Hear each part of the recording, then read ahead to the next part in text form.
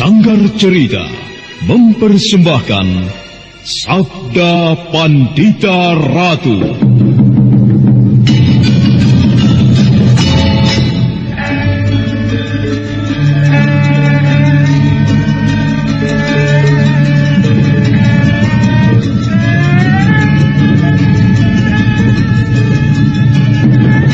Kureguk anggur Mahadewa, kucicipi madu sabdanya. Bumi kuremas dalam genggamanku, matahari dan rembulan kutelan dalam perutku. Apakah mungkin aku akan menjadi bunga yang bisa kau petik dan kau sunting? Sementara jika layu, akan kau campakkan begitu saja, seperti cermin retak yang tak berharga.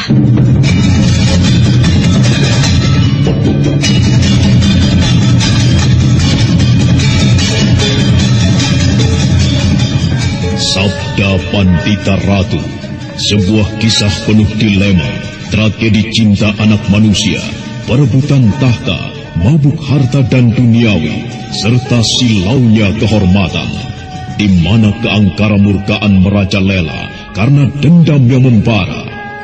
Kisah ini berlatar belakang berdirinya Singasari. Ken Arok, dialah pemuda yang merekuk pahit getirnya kehidupan. Namun sebenarnya, dialah yang harus melaksanakan sabda-sabdanya. Perjalanan sengsaranya adalah awal untuk meraih keberhasilan, untuk menuju kejayaannya di saat Singasari berdiri.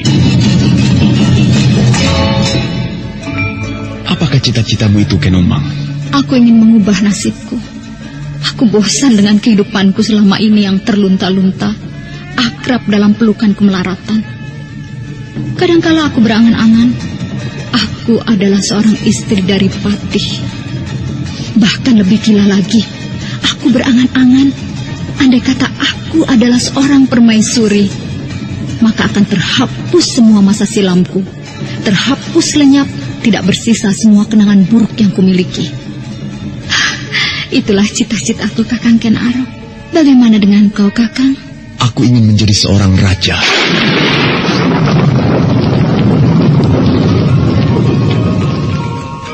Sabda Pandita Ratu. Naskah ditulis oleh Pondra Swasti Langit, diolah oleh Agung Bahrodi, didukung oleh artis-artis terkemuka Ferry Fadli, Eli Ermawati, M. Abud, Ivone Rose, dan lain-lain. Teknik dan montase Ibing Arifin, dengan sutradara Dian Pertiwi. Sabda Pandita Ratu. Kali ini dalam episode ke-12 dengan judul Candi Swambara Budura. Ketika tiba-tiba karena suara mencuri lainnya menunjukkan niat tertentu dengan mengikuti karena suara. Dari kedua pertempuran, karena diri sendiri tidak mau mengakui, namun kemampuan kanuragan karena suara memang sangat luar biasa. Diri sendiri tidak mampu mengungkulinya. Gunakan pikiranmu, diri sendiri. Saya tidak akan bisa memenangkan pertempuran ini. Apa saja, siapa kau, dan apa peranmu? Daripada aku akan berbuat lebih kasar kepadamu, aku bisa menggantungmu di pohon dengan kaki terbalik. Setan denganmu, Kamaswara. Oh, baik. Kalau begitu terimalah nasibmu. Jangan harap kau bisa memaksaku.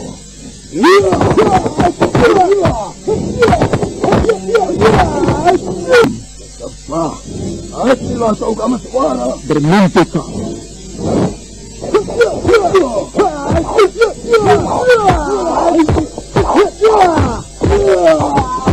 Lakukan serangan lincah, berkumpulkan lincah, baik karena suara atau sebuah yang menyerang, namun terlihat suara yang menguasai pertempuran itu. Meski Risudin tersenjata, tetapi karena suara mampu melayani dengan sebaik-baiknya, dan pertempuran masih berlangsung beberapa saat lamanya, hingga kemudian karena suara mengambil keputusan.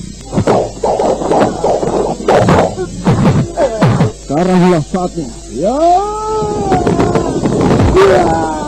Bagaimana? Setan, berdebar kau, Kamaswara. Bergeraklah sekarang jika kau mampu.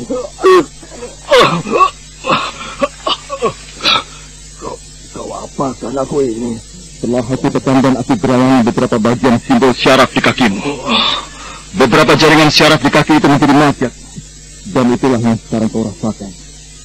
Kau seperti bayi yang baru saja lahir. Apa yang bisa kau perbuat, Juru Sungging? Bagaimana? Licik kau. Dari sudut mana kau mengatakan aku licik, Ki Juru Sungging? Nah, sekarang tidak ada pilihan lain bagimu. Kau harus bercerita.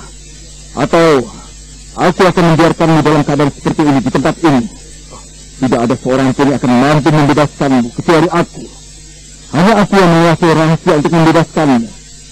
Kau bisa membayangkan, menghadapi seekor ular tali picik saja kau tidak akan mampu. Apalagi kau menghadapi harimau. Ternyata kau kejam, Kameswara. Oh ya? Benar. Siapa yang mengatakan Kameswara adalah orang yang baik hati? Hah? Tidak ada, bukan? Aku bukan dari jenis orang yang baik hati. Aku kejam. Itu memang benar. Nah, pertimbangkan sekali lagi, Ki Juru Sungging. Kau telah kulumpuhkan. Apakah kau masih tetap akan bertahan untuk bungkam? Tidak ada apapun yang akan aku katakan. Bagus. Aku senang dengan jawaban yang tegas itu. Jawaban seorang lelaki jantan yang mempertahankan pendirian. Kalau perlu sampai mati. Hei, kau mau kemana? Aku mau pergi. Gila. Kau tinggalkan aku dalam keadaan yang seperti ini. Iya, kenapa? Gila kau. Bebaskan aku.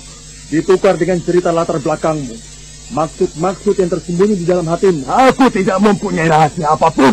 Ya sudah, selamat tinggal. Tergoleklah di sepanjang waktumu sampai tua. Gila.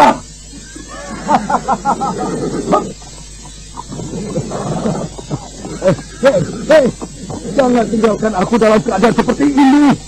Kalau ku lepaskan kau, maka kau akan mengikuti aku, memanfaatkan aku untuk kepentinganmu. Lihatlah, matahari semakin naik. Seharusnya kita melanjutkan perjalanan bersama.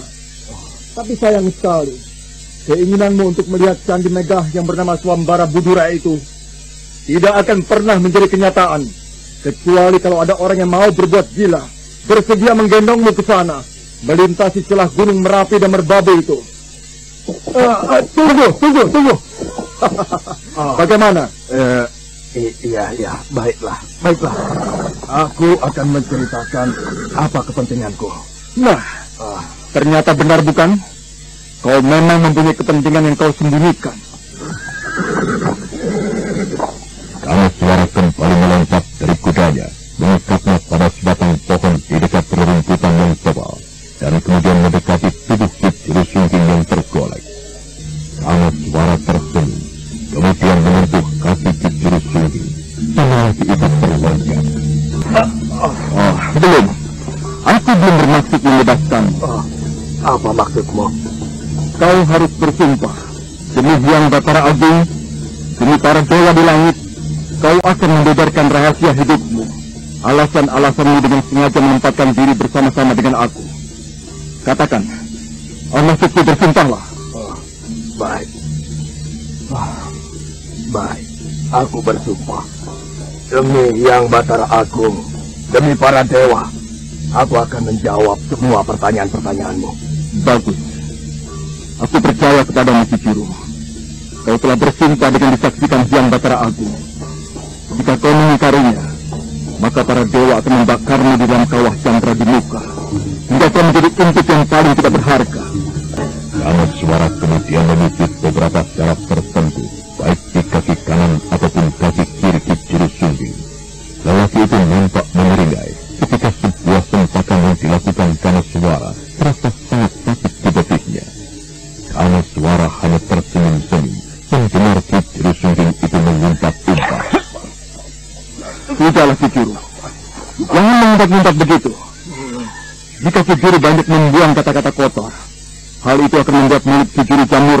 Persetan denganmu. Sekarang berceritalah. Kau tidak bisa ingkar dari kewajiban itu, karena kau telah membawa-bawa nama Hyang Batara Agung untuk menyaksikan sumpahmu. Sebenarnya kau tidak berhak memaksaku seperti itu.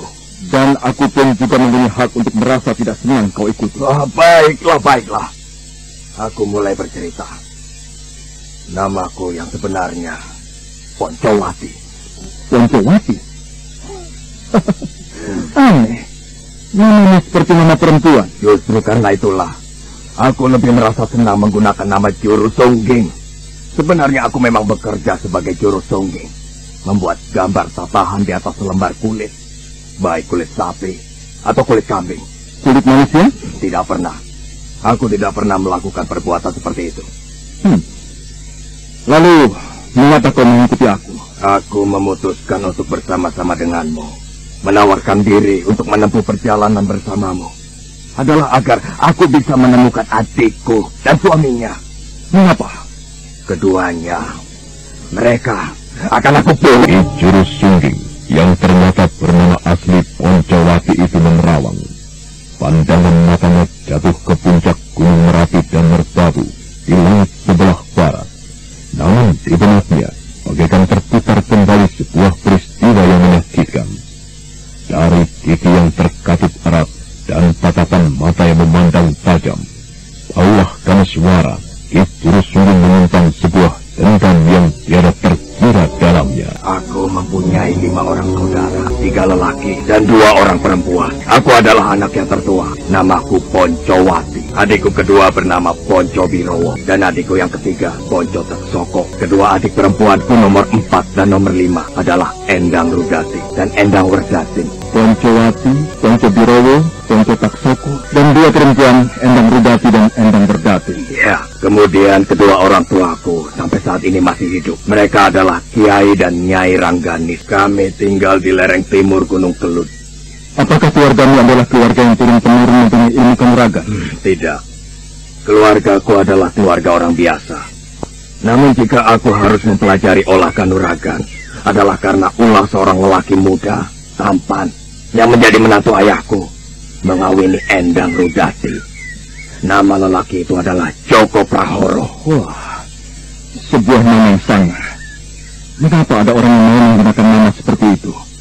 Joko Prahoro. Pada kenyataannya, lelaki yang bernama Joko Prahoro itu telah membawa sebuah prahara dalam kehidupan keluargaku. Bukan main. Apa yang bukan main, kamu? Suara-suara itu indah mendayu-dayu, seolah orang yang menurutnya sedang kasmaran. Siapakah gerangan orang yang menurut seruling itu? Mengapa kau begitu peduli dengan tiupan seruling itu, Kandung? Bukankah Kakang Poncowati seruling pula yang ini lain Endang Werdatin? Pemilik seruling ini bukan Kakang Poncowati, tetapi orang lain. Rasa-rasanya tiupan seruling yang mendayu-dayu itu ditujukan kepadaku. Mbok Rodowati, kau ini aneh, gregetan rumahan. Bagaimana kau bisa mengatakan bahwa tiupan seruling itu ditujukan kepadamu? Aku bisa merasakannya. Aku benar-benar sangat merasakannya. Aku mengetahui makna getar yang terkandung pada alunan seruling itu. Ia kasmaran kepadaku. Alunan seruling itu jelas ditujukan kepadaku. Aku akan keluar menemuinya. Kandok, jangan. Ini malam hari, larut malam. Jangan temui orang itu. Aku sudah dewasa. Aku sudah menjadi perawan matang. Aku telah pantas menjadi seorang istri. Dan peniup seruling itu mengajakku untuk hidup bersama. Sudahlah, jangan kau cegah aku. Aku akan menemui pemuda yang sedang gandrung kepadaku itu. Kau yang tidak waras, kau yang gandrung pada suara seruling itu. Jangan, Kandok. Kandok tidak boleh menemui peniup seruling itu. Jangan keras-keras, nanti ayah dan ibu bangun. Tidak, Kandok. Aku justru akan membangunkan ayah dan ibu, membangunkan Kakang Poncowati, jika Kandok mengatakan diri.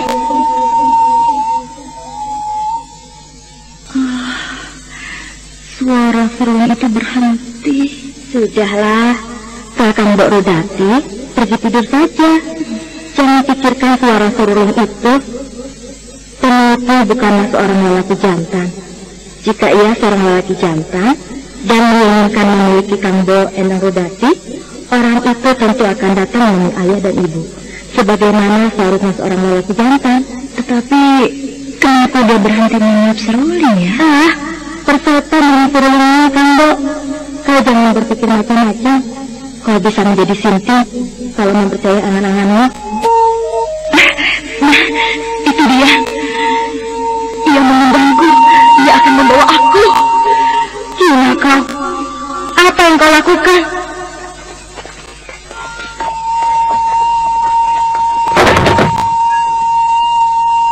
Ayah, Ibu, bangun, Bu. Ada apa, Wardati? Ada apa? Kenapa kau berteriak-teriak? Kang Mbok Endang Rudati, ia pergi, Kakang. Apa maksudmu? Pergi kemana, Rudati? Ia menemui orang yang meniup seruling itu, Kakang. Ada apa? Ada apa, Mbok? Kenapa kau menjerit-jerit? Rudati pergi, Ayah. Pergi? Pergi kemana? Pergi menemui orang yang meniup seruling itu. Aku akan menyusulnya. Piye, Tondo? Kenapa dengan bayumu? Kang Mbok Rudati terpesona oleh tiupan seruling itu, Ayah. Ia kehilangan kendalinya. Aku sudah mencegahnya, tetapi ia nekat, Ayah. Bagaimana, Kiai? Tenanglah, Nyai.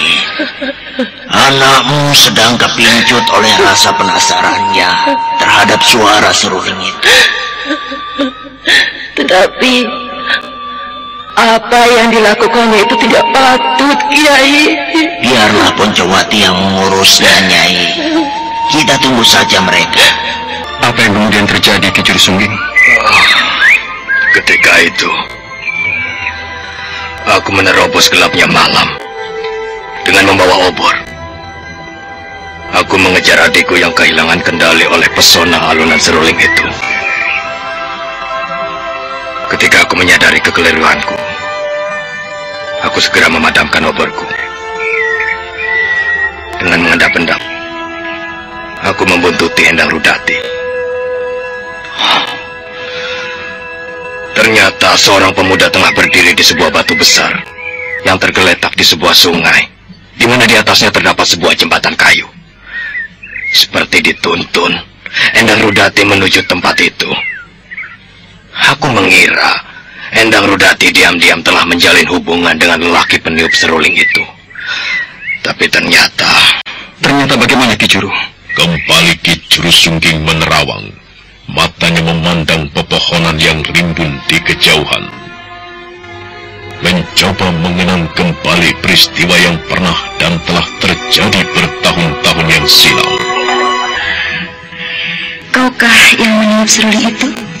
Iya, aku yang meniup seruling ini. Kenapa? Aku suka sekali dengan tiupan serulingmu. Terdengar indah di telingaku. Serasa Bagaimana dia, Jeng? Serasa mengajakku terbang ke langit. Oh iya? Kalau begitu sesuai dengan yang aku angankan. Aku meniup seruling ini sambil membayangkan seolah aku mengajakmu terbang di Ajeng. Oh, benarkah demikian, Kakak? Iya. Lalu, tiupan seruling yang baru saja kau alunkan itu adalah sengaja kau berikan kepadaku? Benar, Ki Ajeng. Benar. Siapakah kau, Kakang? Kau sendiri, siapakah namamu, Ki Ajeng? Aku melihatmu beberapa hari yang lalu, dan aku sungguh sangat terpesona oleh kecantikanmu. Itulah sebabnya aku meniup seruling kerinduan dan kekegumanku kepadamu. Siapakah engkau? Namaku Endang Rudati. Kau siapa, Kakang? Namaku Prahoro. Joko Prahoro. Itulah awal dari pertemuan adik perempuanku yang bernama Endang Rudati dengan lelaki yang bernama Joko Prahoro itu. Sebuah peristiwa yang aneh. Adikku terpesona oleh tiupan serulingnya. Padahal aku yang mendengar tiupan serulingnya merasakan tidak ada yang luar biasa atau istimewa. Namun di kemudian hari, aku baru menyadari bahwa memang ada sesuatu yang tidak wajar pada alunan serulingnya. Apa Ki Juru? Sebuah pesona yang tidak lumrah. Semacam ilmu gendam. Ilmu yang bisa dipergunakan untuk mempengaruhi jiwa orang lain yang dituju. Gendam kasmaran. Agaknya adikmu adalah korban alunan seruling yang menyimpan kekuatan gendam itu? Benar. Lalu bagaimana kelanjutannya? Kakang Joko Prahoro. Iya, Diajeng. Alunan serulingmu indah sekali. Maukah Kakang meniupnya lagi untukku? Tentu Diajeng. Dengan senang hati aku akan mengalunkannya untukmu. Akan tetapi ada syaratnya. Apakah syaratnya, Kakang Joko? Kau harus menjadi milikku. Bagaimana? Sungguhkah Kakang akan mengambilku menjadi istrimu? Benar, Kakang? Memilikimu bukan berarti aku harus mengawinimu, Diajeng Endang Rudati. Memilikimu jauh lebih luhur dan agung dari mengikat diri menjadi suami istri. Bagaimana? Bersediakah kau menjadi milikku? Kau menyerahkan segala yang kau miliki kepadaku? Bagaimana? Mau kan Diajeng? Sebagai lambang cintaku kepadamu, juga sebagai lambang persembahanmu kepadaku, aku akan meniup seruling ini untukmu.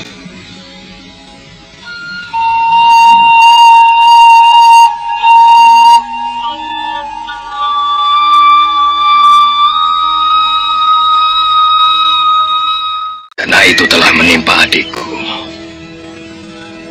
Aku sendiri tidak tahu kenapa aku begitu bodoh membiarkan peristiwa itu terjadi.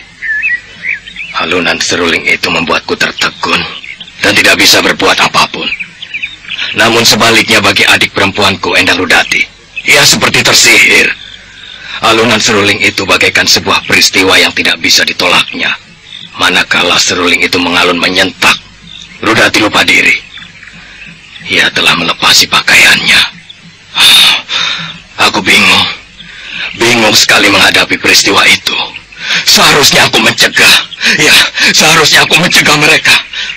Tapi rasa maluku melihat apa yang mereka perbuat membuat aku justru menyingkir, seolah memberi kesempatan kepada mereka. Ternyata kau tidak perawan. Aku kecewa sekali, Endang Rudati. Ternyata kau tidak perawan. Yang kau persembahkan kepadaku bukan kesucian, akan tetapi kotoran. Pergilah perempuan pelacur. Kau berikan sisa lelaki lain kepada aku. Sudah, pergi sana. Ayo, pergi sana. Tidak. Aku tidak pernah melakukan dengan orang lain, Kakang Joko. Tidak, Kakang. Aku mencintaimu. Perempuan busuk. Bagaimana kau bisa mengatakan kau mencintaiku? Kenal juga baru sekarang. Sudah sana. Pergi. Tiba-tiba halilintar meledak beruntun. Cahayanya menyentakkanku, membangunkan aku, membuat aku tersentak. Aku terbangun dan menyesal setengah mati. Kenapa aku tidak berbuat apa-apa melihat apa yang menimpa adikku? Ya, halilintar itu telah membangunkan aku. Tapi apa gunanya? Terlambat. Malapetaka itu sudah menimpa Endang Rudati. Kemudian Apa yang kau lakukan? Aku kemudian meloncat, menampakkan diri dari persembunyianku. Siapa kau? Berdebah, lelaki perusak keparat. Apa yang telah kau perbuat atas adikku? Oh, jadi kau kakaknya Endang Rudati? Aku tahu, kau bersembunyi di balik gerumbul-gerumbul itu dan menyaksikan apa yang telah kami perbuat. Adikmu sudah tidak perawan lagi. Nah, terimalah dia. Aku kembalikan dia kepadamu. Keparat kau! Oh, kau mengumpati aku. Kau tidak terima terhadap apa yang aku lakukan dengan adikmu? Kalau kau tidak senang, tidak menyetujui, mengapa kau justru diam saja? Tidak mencegah? Hah? Aku tahu, kau justru dengan bernafsu sekali menyaksikan apa yang telah terjadi. Kau diam saja. Kau tidak mencegah. Mengapa justru sekarang kau berteriak-teriak? Aku bunuh kau berdebah! Aku bunuh kau keparat! Ya!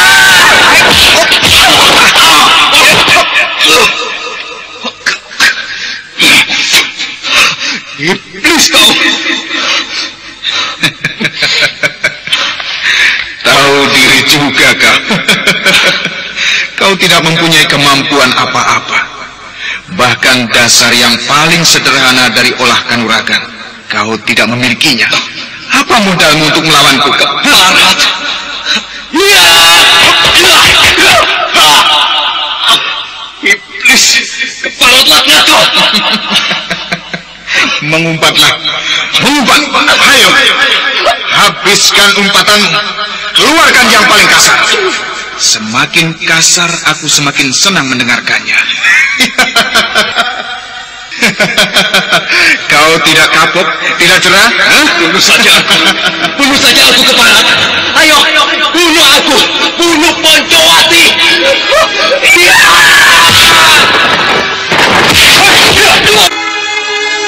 Bagaimana dengan Rudati? Ia ada di biliknya, Poncowati. Sudahlah, jangan pikirkan keadaan adikmu. Keadaanmu sendiri seperti ini. Oh, Gusti Pangeran. Cobaan apakah yang sedang kita alami ini, Kiai?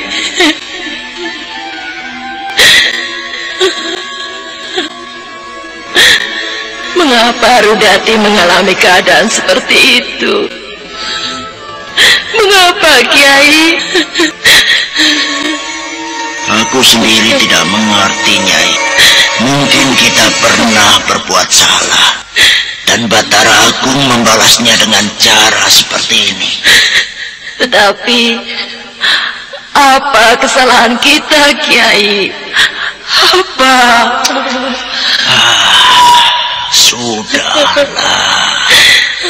Sudahlah, Nyai. Kita harus menerima malapetaka yang menimpa anakmu itu dengan lapang dada. Apalah yang bisa kita lakukan? Kita ini orang-orang bodoh. Di samping bodoh tidak mempunyai kekuatan. Sedang anakmu Mbak si Poncowati saja dihajar babak belur seperti itu, Nyai. Oh, Yang Batara Agung, kabulkanlah permohonan hamba ini. Terkutuklah lelaki yang telah merusak anakku itu. Turunkan petirmu untuk menyambarnya. Kutuklah lelaki itu menjadi binatang yang paling hina. Yang Batara Agung. Sudahlah, Nyai. Sudah.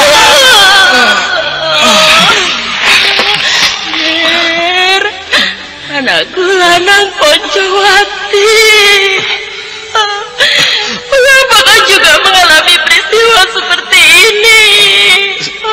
Sudahlah, Bu. Sudahlah. Meskipun hasilnya adalah tubuhku yang babak belur seperti ini, tapi paling tidak Aku telah melakukan sebuah usaha untuk membela kehormatan keluarga. Bukan sekedar mabuk-mabukan. Andai kata aku tidak mabuk, dalam keadaan sadar ketika itu, untuk apa aku harus membela Endang Rudati? Endang Rudati yang salah dan tidak tahu malu. Ia baru kali ini mengenal lelaki yang bernama Joko Prahoro itu. Kalau saja mereka telah menjalin hubungan sudah cukup lama, berbulan-bulan dan bertahun-tahun, dan kemudian Rudati menyerahkan kehormatannya, itu bisa dimaklumi. Tunggu ayah, aku akan selesaikan dulu kalimatku. Akan tetapi yang dilakukan Endang Rudati itu apa? Terbuai oleh suara seruling, kemudian jatuh cinta dan dengan begitu mudahnya menyerahkan kehormatannya. Salahkan Endang Rudati sendiri yang tidak tahu diri itu. Para kau Ponco Birowo. Justru akulah sekarang yang kau umpati. Kau memutar balik kenyataan. Lelaki bernama Joko Prahoro yang telah merusak adikmu itu menggunakan ilmu hitam untuk mempengaruhi Rudati. Alunan seruling itu yang menyebabkan Rudati lupa diri. Itu yang terjadi. Rudati tidak bersalah. Aku melihat hari ini adalah hari yang luar biasa.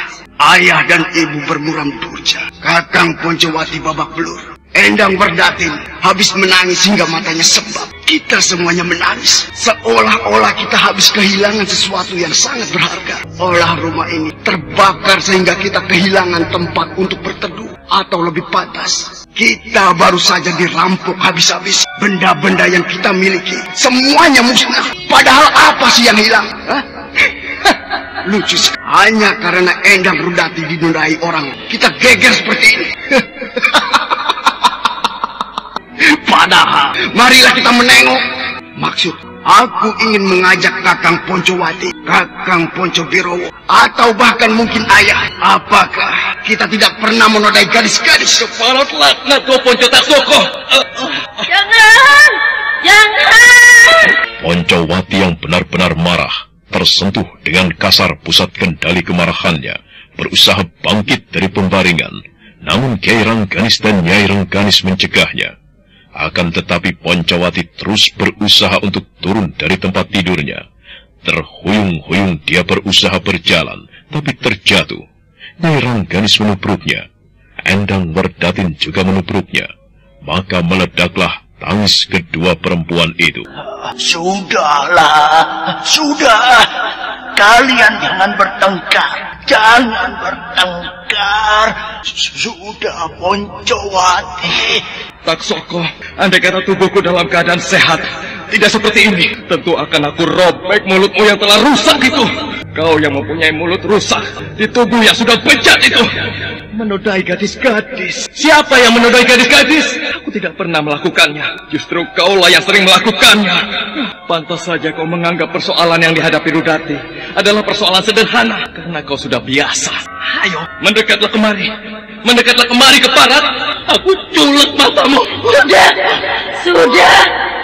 Kalian bersaudara. Jangan bermusuhan seperti ini. Jangan bertengkar. Sudah. Jangan, Kakang. Kakang jangan bertengkar. Yang Batara. Kenapa aku harus menyaksikan keadaan yang seperti ini, Yang Batara? Sudah, ya.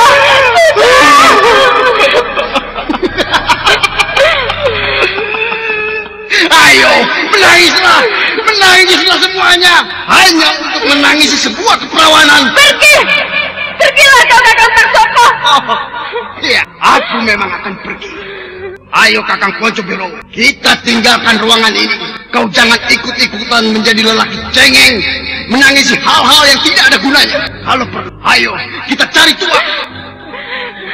Kita meriahkan apa yang menimpa rumah kita ini dengan minum sampai mabuk. Ayo.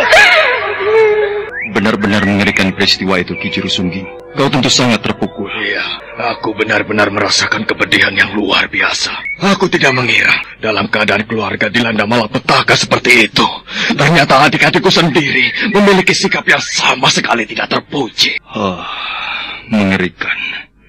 Benar-benar mengerikan sekali. Joko Prahoro. Hanya sebuah nama. Bisa saja orang menggunakan nama Joko Prahoro, Joko Maruta, atau menggunakan nama Murti Wandawa. Mendadak ada sesuatu yang mempuncah di dada Kamaswara. Hal yang kemudian membuat Kamaswara merasa sesak dadanya. Bayangan seseorang itu menguasai tatapan matanya.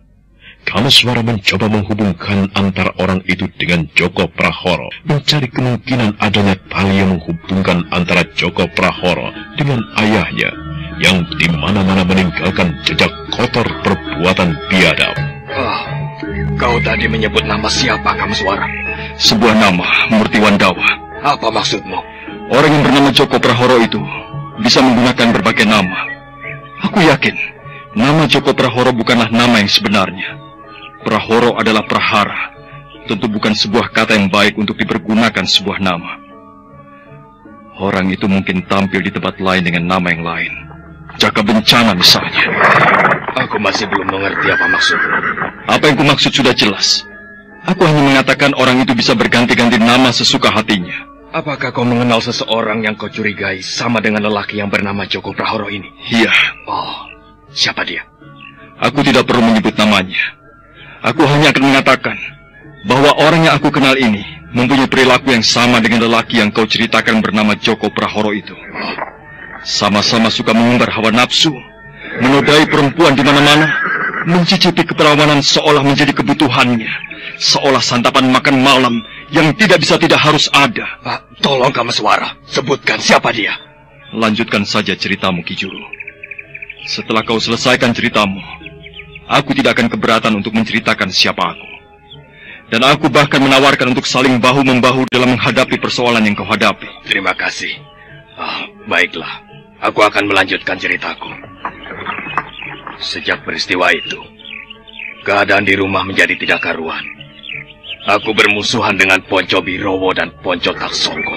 Mereka semakin liar dan bermabuk-mabukan. Dan untuk beberapa lama, Joko Prahoro itu tidak ada kabar beritanya lagi. Bagaimana dengan adikmu? Benar-benar sebuah bencana telah menimpa Endang Rudati, adikku. Aku tidak menyalahkan dia atas apa yang menimpanya. Aku sangat maklum. Musibah itu bukan karena kecerobohannya. Akan tetapi lelaki laknat Joko Prahoro yang menggunakan ilmu gendam kasmaran melalui alunan serulingnya itulah yang harus bertanggung jawab. Apakah adikmu bisa melupakan peristiwa itu? Tidak. Kakang Joko Prahoro. Kang Mbok Rudati, sadarlah Kang Mbok. Kau tidak pantas menyebut-sebut nama itu lagi. Joko Prahoro itu laki bejat. Ia hanya mau menghisap madumu, kemudian kau dicampakannya. Lihatlah kenyataan itu, Kang Mbok. Kakang Joko Prahoro, mengapa kau tuduh aku tidak suci? Kesucianku telah aku persembahkan kepadamu, Kakang. Aku tidak pernah melakukannya dengan lelaki lain. Kepadamu aku telah mempersembahkannya, Kakang. Kakang Joko Prahoro, kaulah lelaki yang pantas aku cintai. Aku mencintaimu, Kakang. Aku mencintaimu. Untukmu, aku rela mempersembahkan apapun yang telah aku miliki. Duh Gusti, Kakang. Kang Mbok Rudati, sadarlah Kang Mbok. Kang Mas Joko Prahoro, gunakanlah akal sehatmu. Kang Mbok Rudati, jangan mengikuti angan-angan yang salah itu. Sadarlah Kang Mbok. Kakang Mas Joko Prahoro, aku mencintaimu, Kakang. Aku bangga karena aku mencintaimu. Kepadamulah aku layak mempersembahkan apa yang aku miliki. Cintaku, tubuhku, segalanya, Kakang. Kakang Joko, mengapa kau hanya diam saja? Tersenyumlah kepadaku, Kakang. Senyummu akan menjadi api yang menyala di dadaku, menerangi sudut-sudut hatiku yang kegelapan. Kakang Joko Prahoro. Kang Mbok, sadarlah Kang Mbok, sadarlah. Tidak ada siapa-siapa di depanmu. Sadarlah Kang Mbok. Ada apa lagi yang Rudati? Pikiran Kang Mbok Rudati sudah tidak waras lagi, Kakang Poncowati. Lihat, jika tidak segera diatasi, Kang Mbok Rudati benar-benar bisa gila. Ya bisa gila, Kakang. Rudati? Suara seruling itu. Seruling apa? Aku tidak mendengarnya. Suaranya benar-benar indah mencabut sukma. Indah sekali. Endang Rudati, kau harus segera sadar dari mimpi buruk itu. Kau tidak boleh berlarut-larut dalam cengkeraman angan-angan buruk itu. Suara seruling itu tidak ada. Kami tidak mendengar apa-apa. Suara seruling itu tidak ada, Rudati. Kakang Joko Prahoro. Gila. Hei, Rudati. Lihat aku. Rudati. Kakang Joko Prahoro, kau suamiku. Gila. Kakang, aku mencintaimu, Kakang. Rudati. Lihat Rudati. Ini aku. Lihat siapa aku, ha? Lihat ini. Siapa aku? Kakang Poncowati. Nah, kau dapat melihat aku dengan jelas, bukan? Lihat. Ini aku. Aku Poncowati. Tidak. Apakah ada sesuatu yang ingin kau sampaikan kepada ayah, Poncowati? Benar, Ayah. Ibu, aku ingin berbicara tentang keadaan Rudati. Anak itu masih teringat pada Joko Prahoro. Benar, Ibu. Tetapi ternyata persoalannya bukan sekedar Rudati yang terpukul oleh apa yang dialaminya. Tidak. Bahkan lebih jauh dari itu. Maksudmu? Sebuah kenyataan pahit. Rudati menunjukkan gejala-gejala bakal gila. Jika ia tidak ditangani, ia akan menjadi gila. Benar-benar gila dalam arti yang sebenarnya, Ayah. Ia akan berjalan-jalan dengan tanpa kendali. Bahkan mungkin tanpa ingat masa lalu lagi. Joko Prahoro Keparat itu ternyata benar-benar telah merusak otaknya. Akan seperti itu kan aku nantinya. Iya, Ibu. Itulah keadaan Endang Rudati. Bagaimana, Kiai? Yakinkah kau, Poncowati? Adikmu akan seperti itu? Iya, Ayah. Endang Rudati jelas menunjukkan gejala-gejala seperti itu. Baru saja Werdatin kebingungan berusaha menenangkannya. Rudati memanggil-manggil nama Joko Prahoro dengan mesra. Membisikkan nama lelaki laknat Keparat itu seolah-olah telah menjadi suaminya. Bahkan Rudati seperti lupa kepadaku. Dia menganggap aku adalah Joko Prahoro. Benar-benar sudah tidak waras anak itu, Ayah. Lalu bagaimana, Ger? Harus segera dicarikan seorang dukun yang mumpuni dalam bidang pengobatan kejiwaan seperti itu, Ibu. Jika Joko Prahoro telah dengan sengaja membalik cara berpikir adikku dengan menggunakan kekuatan hitam, dukun itu harus bisa menyembuhkannya. Rudati. Endang Rudati. Mengapa kau menemui nasib seperti itu, Nduk? Poncowati, apa kau tahu siapa kira-kira dukun yang mumpuni yang dapat dimintai pertolongan untuk menyembuhkan adikmu itu? Aku tidak tahu, Ayah. Tetapi aku akan berusaha untuk mendapatkan keterangan.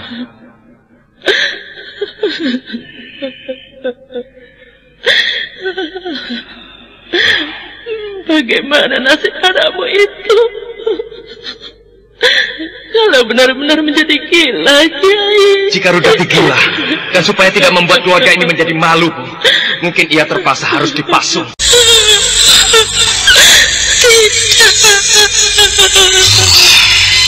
Joko Prahoro memang Keparat. Andai kata aku memiliki kemampuan kanuragan, aku tentu akan membunuhnya. Nyai, diamlah. Jangan kau menangis, Nyai. Tangismu membuatku semakin kebingungan, Nyai.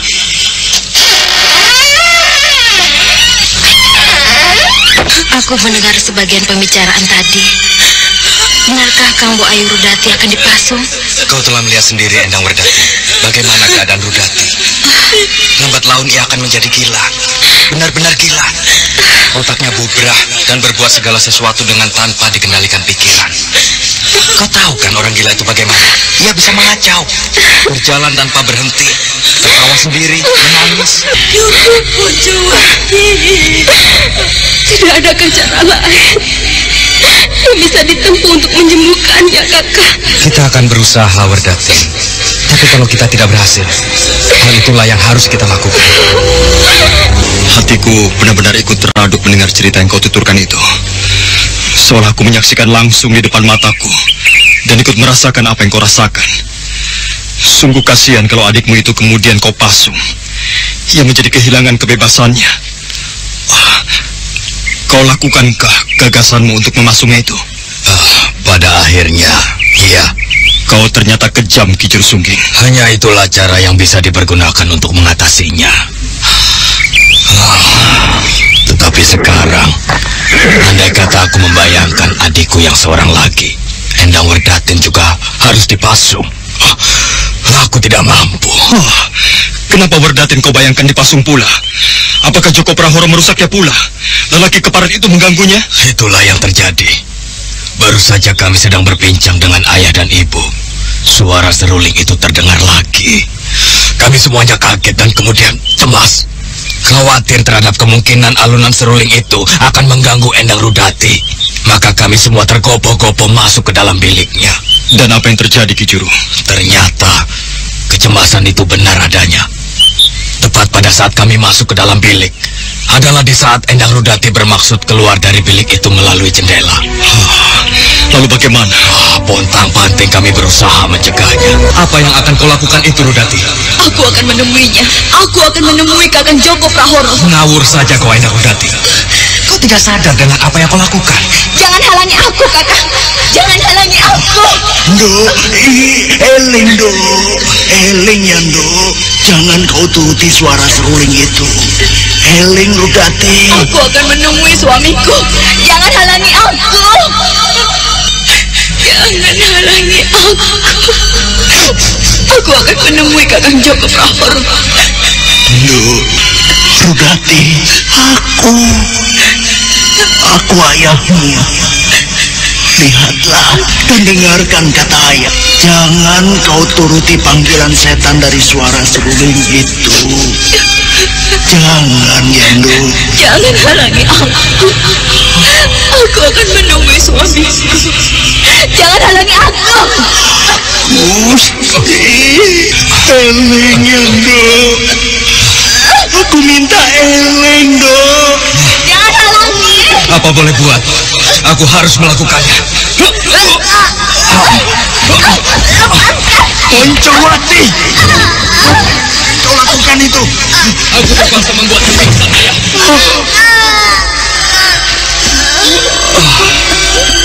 Bantu aku mengangkatnya ke amben Endang Werdatin. Dibantu oleh Endang Werdatin, Poncowati segera mengangkat tubuh yang telah pingsan itu ke atas amben dengan bersimbah air mata, sekaligus dibayangi oleh kegelisahan yang tiada tara. Kiai dan Nyai Rangganis menungguinya. Nah, suara seruling itu telah berhenti. Werdatin. Bagaimana, Kang? Dengar baik-baik kata-kataku ini. Suara seruling itu bukan suara seruling yang sewajarnya. Kau dengar? Iya, aku mengerti. Suara seruling itu bisa dipergunakan untuk mengacau pikiran orang yang ditujunya. Membuatnya lupa diri, lupa segalanya. Berhati-hatilah kau, Werdatin. Mengerti? Apa maksudmu, Poncowati? Aku khawatir jika lain kali Endang Werdatinlah yang akan diganggu suara seruling itu. Lalu bagaimana, Poncowati? Werdatin harus memperkuat imannya sendiri. Ia harus membentengi diri sendiri dari kemungkinan orang itu menjadikannya sebagai korban berikutnya. Lalu, Kakang, apa yang harus aku lakukan? Tumbuhkan di dalam kesadaranmu untuk melawannya jika orang itu berusaha mempengaruhimu dengan suara serulingnya. Aku akan menjaga diri. Tetapi, Kakang, aku takut. Aku takut kalau aku mengalami nasib seperti Kang Bo Endang Rudati. Malam kemudian terus bergerak ke arah dini hari. Suara seruling itu tidak terdengar lagi. Poncowati membayangkan tentu Joko Prahoro mengumpat-umpat di dalam hati karena usahanya untuk memancing Endang Rudati tidak berhasil. Endang Rudati telah tertidur di dalam letihnya. Demikian pula dengan Kiai dan Nyai Rangganis yang menunggui anak gadisnya yang ditimpa malapetaka itu telah tidur pula. Tidak ketinggalan Endang Werdatin, adik Poncowati yang bungsu. Dia pun tertidur lelap. Poncowati yang terkantuk-kantuk terjaga dari tidurnya ketika dia mendengar dari kejauhan kedua adiknya, Ponco Birawa dan Ponco Taksoko, sedang dalam keadaan mabuk pulang ke rumah. Aku akan menjadi orang yang paling hebat.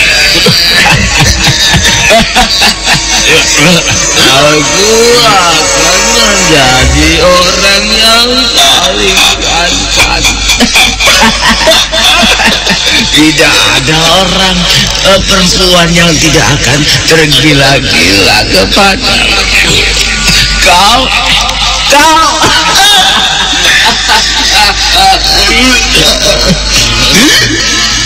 para gadis-gadis, kau tidak akan bisa mengelak dari tanganku. Bila aku sudah menguasai ilmu gendam kasmaran itu, kerlingan mataku akan membuatmu lupa diri. Kau akan mencariku, memburuku.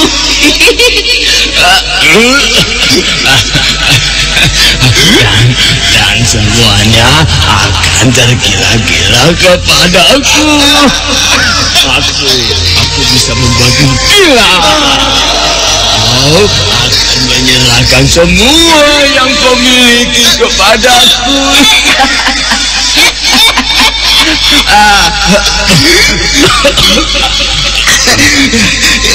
Hidup ini akan menjadi indah. Hidup ini akan menjadi indah.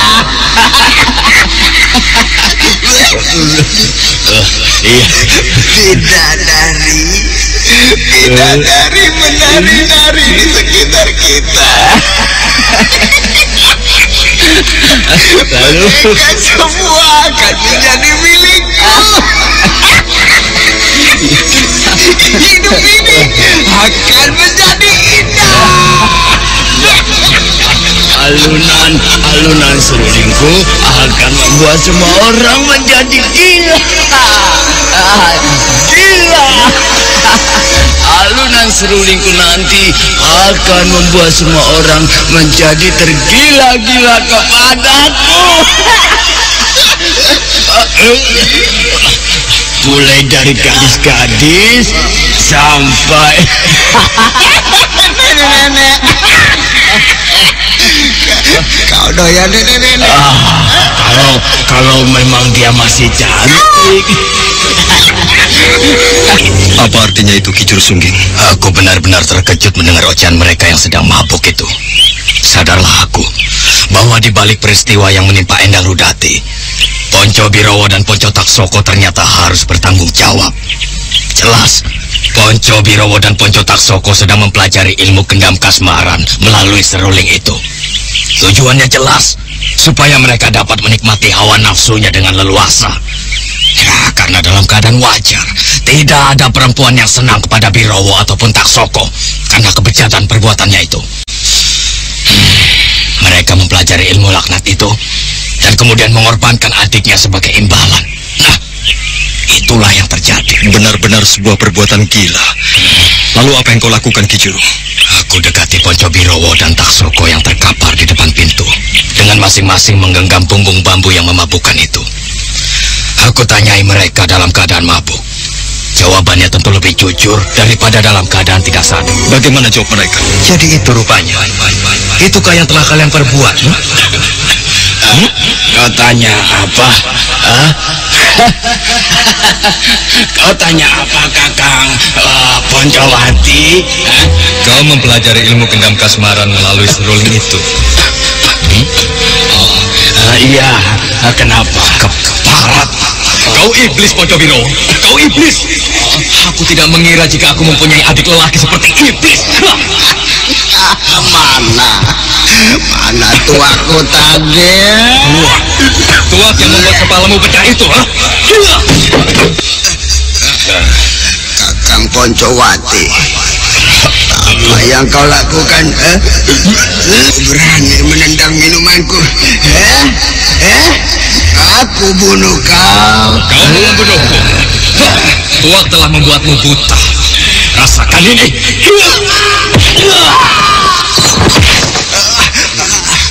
Apa yang kau lakukan kepadaku?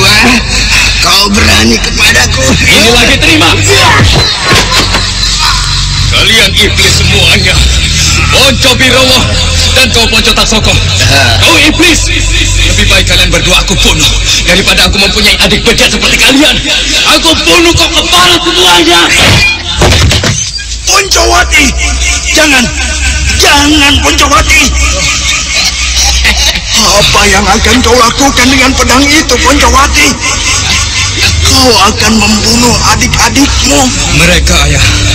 Ternyata Ponco Birowo dan Ponco Taksoko telah bersekongkol dengan Joko Prahoro. Mereka mempelajari ilmu gendam melalui alunan seruling itu. Dan mereka mengorbankan adiknya sendiri sebagai imbalannya. Itu yang mereka lakukan, ayah. Jagat Dewa Batara. Begitukah, Poncowati? Hei, Ponco Birowo, jawab. Kau telah mengorbankan adikmu sendiri sebagai imbalan atas ilmu yang sedang kau pelajari itu, bukan? Jawab. Iya. Berdebah keparat kau, Ponco Birowo. Kau benar-benar bukan lagi manusia, tapi iblis. Wujudmu saja yang manusia. Tega kau mengorbankan adikmu sendiri untuk mempelajari ilmu terkutuk itu. Aku tidak mengorbankan apa-apa.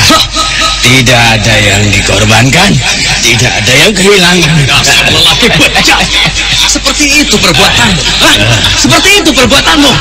Seperti itu pula anggapanmu terhadap apa yang dialami oleh Endang Rudati. Dasar gila.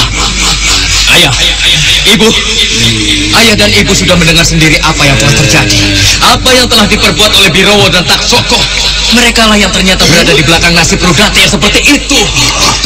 Nger, Ponco Birowo, Ponco Taksoko. Kenapa kau tega berbuat seperti itu, Nger? Kenapa kau tega melukai hati ayah dan ibumu yang sudah tua ini? Bunuh saja aku, Birowo.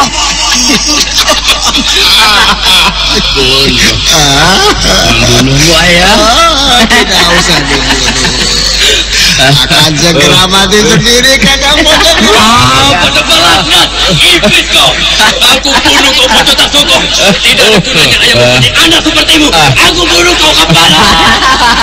Pengakuan Ponco Birowo dan Ponco Taksoko yang dalam keadaan mabuk itu, mereka dengan sengaja telah mengorbankan adiknya sendiri, Endang Rudati, benar-benar telah membuat Poncowati marah. Kemudian kata-kata kasar yang diucapkan Birowo dan Taksoko pada ayahnya benar-benar membuat Poncowati tidak mampu mengendalikan dirinya lagi. Itulah yang telah mereka berbuat, Kameswara. Kedua adikku sendiri, Ponco Birowo dan Ponco Taksoko, yang telah dengan sangat teganya mengorbankan Endang Rudati menjadi santapan lelaki laknat Joko Prahoro. Ya, dengan imbalan pelajaran ilmu hitam itu, ilmu untuk menaklukkan perempuan-perempuan, benar-benar membuat aku marah. Iya, aku bisa membayangkan itu, Ki Juru. Kau tentu marah sekali. Andai kata aku yang mengalami peristiwa itu, aku mungkin akan berbuat kejam. Mereka tentu aku bunuh. Kau bunuhkah Taksoko dan Birowo itu? Aku sudah menggenggam pedangku erat-erat. Aku sudah memutuskan untuk membunuhnya. Aku tidak peduli aku akan diseret menghadap Sang Adiaksa untuk mempertanggungjawabkan perbuatan itu. Aku akan membunuh mereka. Mataku sudah gelap. Aku tidak peduli meskipun ayah dan ibuku menjerit-jerit menghalangi. Dan kemudian Endang Werdatin yang terbangun juga menjerit-jerit. Ponco Taksoko dan Ponco Birowo harus kubunuh. Aku ayunkan pedangku, menyambar tubuh Taksoko hingga lengan kanannya putus. Kemudian, aku memburu Ponco Birowo yang lari terbirit-birit. Aku terhenti. Kenapa? Suara suling yang terasa sangat dekat sekali mengagetkan aku. Apa yang kau perbuat itu, Poncowati? Kau mau membunuh adik-adikmu sendiri? Manusia atau binatangkah kau ini? Mau membunuh adik sendiri? Mau apa kau? Aku hanya sekedar bermaksud baik, mengingatkan kau agar tidak melakukan sebuah perbuatan yang akan kau sesali seumur hidup. Perbuatan mereka menjual adiknya sendiri kepadamu layak untuk ditembus dengan kematian mereka. Tanganku sakit sekali. Mana tanganku?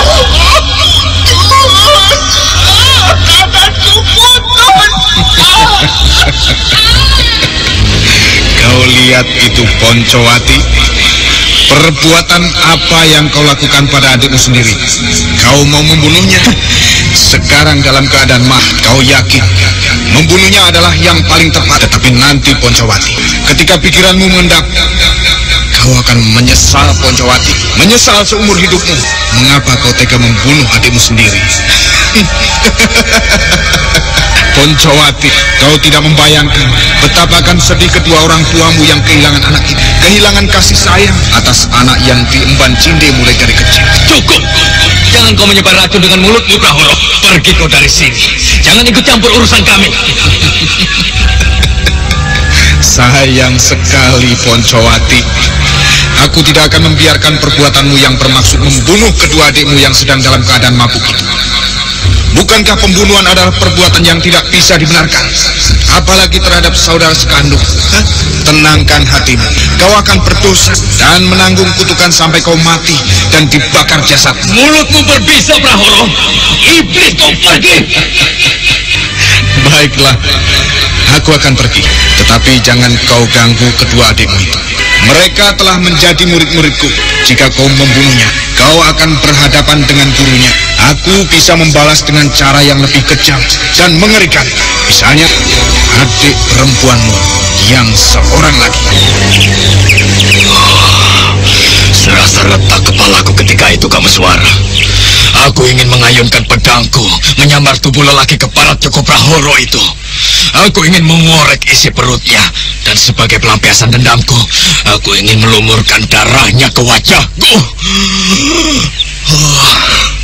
Tetapi, aku tahu, aku tidak akan berhasil. Aku tidak akan mampu. Orang itu mempunyai kemampuan kanuragan yang sangat tinggi. Tinggi sekali. Mungkin 100 orang semacamku menghadapinya dan tidak berbekal kanuragan kecuali tekad dan otot. Tidak akan ada artinya bagi Joko Prahoro itu. Apa yang kemudian terjadi, Ki Juru Sungging? Orang itu kemudian lenyap dalam kegelapan. Tanpa peduli kepada Ponco Taksoko dan Ponco Birowo yang mengumpat-umpat, aku kemudian masuk ke dalam rumah. Di saat itu, sempat aku lihat ayahku merenungi potongan lengan Taksoko yang tergeletak di tanah. Di sudut hatiku memang muncul penyesalan. Mengapa aku tega membabat lengan itu? Tapi jika aku teringat lagi apa yang diperbuat oleh Birowo dan Taksoko, mengorbankan adiknya, kemarahanku serasa akan meledak, memporak-porandakan apapun yang ada di sekitarku. Aku mencoba tidur di bilik Endang Rudati. Endang Werdatin aku minta tidur di tempat itu pula. Bagaimanapun juga, aku merasa khawatir jika terjadi sesuatu terhadap Rudati dan Werdatin. Rudati tidak tidur semalaman. Tatapan matanya kosong. Ia duduk di amben dan memandangi sesuatu yang bagaikan tidak ada. Sedangkan aku, meskipun aku mencoba untuk tidur, apalagi Endang Werdatin yang menyaksikan lengan adikku itu terpotong, ditambah dengan jerit kesakitan Ponco Taksoko dari ruang yang lain, membuatku terjaga sampai pagi tiba. Bukan main, Ki Juru Sungging. Aku membayangkan ketika esok harinya tiba, tentu prahara di rumahmu menjadi semakin tidak karuan. Iya. Bagaimana selanjutnya? Saat pagi itu tiba, Ponco Birowo yang sudah terbebas dari mabuknya telah memegang parang. Ia menghadangku di depan pintu. Apa yang kulakukan kepada Taksoko? Seharusnya aku membunuhnya, juga membunuhmu. Laki-laki bejat yang tega menjual adiknya sendiri. Iblis kau, Kakang Poncowati. Kaulah yang iblis, kalian berdua yang iblis. Kamu apa? Lihat, lihat. Aku sudah memegang pedang. Ayo, cabut pedangmu itu. Kita lihat siapa yang akan terkapar mati menjadi bangkai dan kemudian busuk menjadi makanan belatung-belatung itu. Ayo, baik. Kakang, jangan Kakang. Jangan berkelahi. Werdatin, jangan kau halangi dia. Ayo Kakang Poncowati, kalau kau benar-benar jenis lelaki jantan, layani aku. Kita akan melihat siapakah yang lebih jantan di antara kita. Baik, ayo. Jangan berkelahi Kakang, jangan. Lepaskan tanganku, Werdatin. Lepaskan. Jangan. Biarlah aku membunuhnya. Dia bukan lagi kakakmu, tetapi iblis. Iblis tidak boleh tinggal di rumah kita ini. Jangan Kakang. Lepaskan Lepaskan Werdatin, lepaskan! Ayah! Ibu!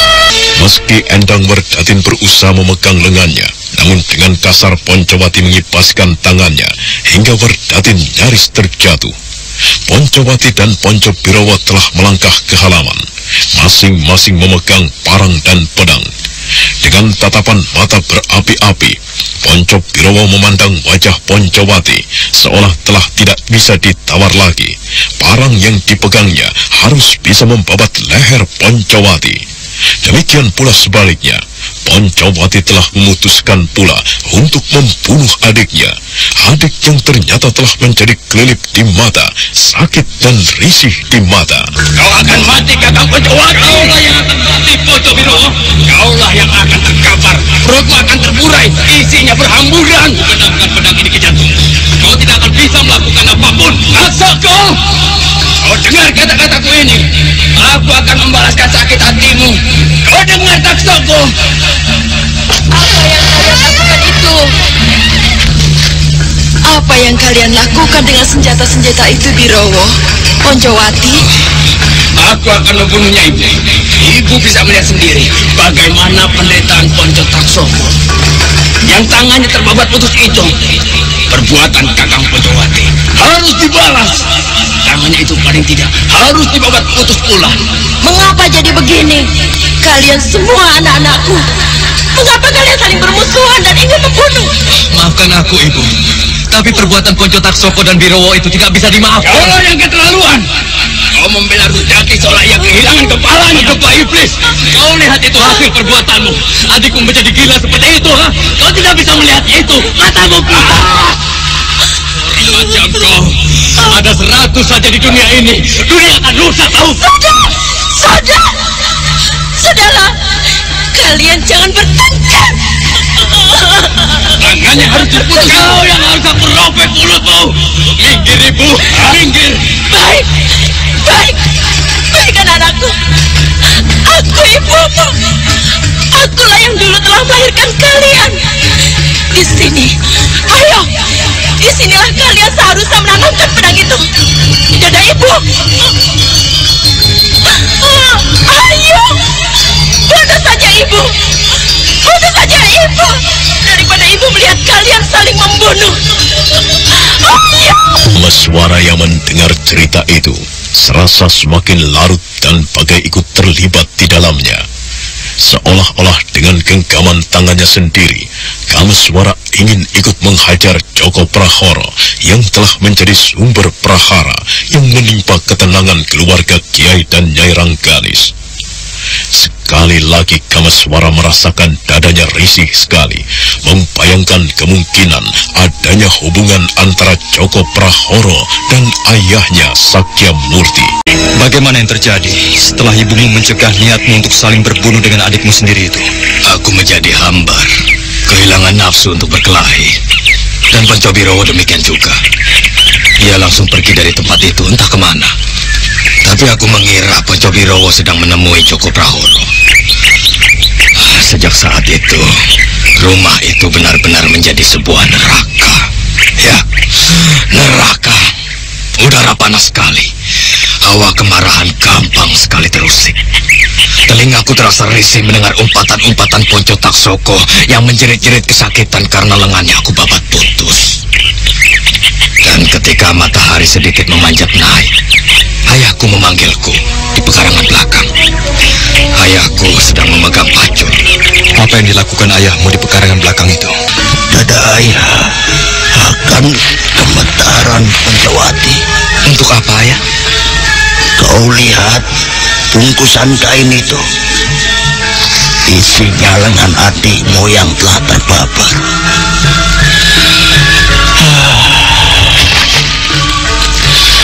Aku ingin kau membantuku untuk menguburkannya. Bagaimanapun juga, lengan yang kalau dibiarkan akan membusuk itu, Poncowati, harus diperlakukan sebaik-baiknya. Baik, ayah. Biarlah aku yang melakukannya. Ayah, silakan duduk saja. Mana cangkulnya, ayah?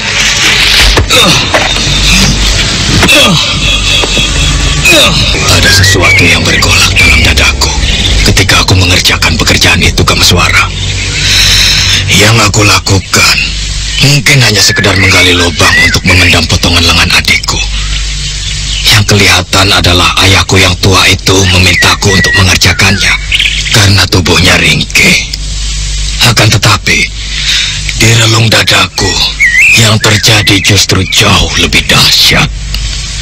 Aku seperti dihadapkan pada sebuah cermin. Ayahku memaksaku untuk membelejeti diri sendiri, melihat ketengkuk sendiri, merenungkan banyak hal. Mengapa yang demikian itu bisa terjadi? Aku melihat ayahku menitikkan air mata ketika aku menguruk potongan lengan itu. Betapa naifnya, betapa mengerikan. Lalu bagaimana Ki Juru Sungging? Panas neraka itu semakin menjadi-jadi. Panasnya menjilat di tubuhku. Ki Juru Sungging yang di waktu mudanya bernama Poncowati kemudian melanjutkan ceritanya. Kameswara mendengarkan dengan seksama dan dengan perasaan tegar. Saudara pendengar, untuk mengetahui jawabannya, ikutilah kelanjutan kisah ini dalam seri berikutnya. Sampai jumpa.